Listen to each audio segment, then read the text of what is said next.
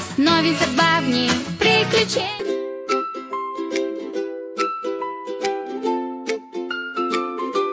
Мумба, розовият динозавър в синьо яке и Нико, кученцето също влилаво. Те пристигнаха в Патагония, дива и величествена, за да изследват ледници и ледени земи. С извисяващи се планини и езера толкова широки, Мумба и Нико са готови да яздят от пингвини, клатушкащи се тъпуми, които бродят в Патагония. Те ще намерят дом. Мумба и Нико, нека изследваме цял ден. В Патагония ще ходим на походи и ще играем. От ледници до степи, толкова сурови и величествени, в Патагония ще открием земята.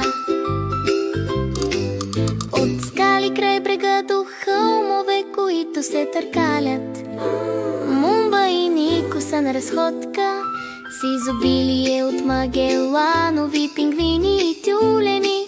В Патагония има толкова много повече. От върховете толкова високи до плажа на пингвините, Мумба и Нико са извън обсега. Срещи се южни папагали високо, в Патагония те ще докоснат небето. Мумба и Нико, нека изследваме цял ден. В Патагония ще ходим на походи и ще играем. От ледници до степи, толкова сурови и величествени, в Патагония ще открием земята.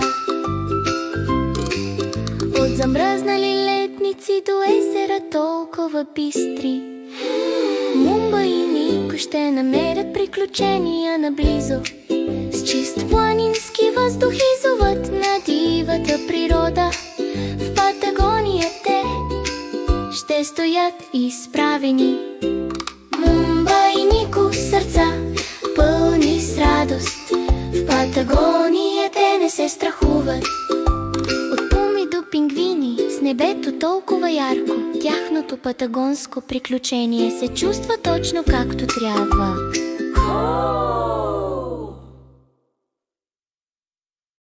Харесай, сподели, абонирай се, ела с нас, Мумба и Нико, винаги на плюс.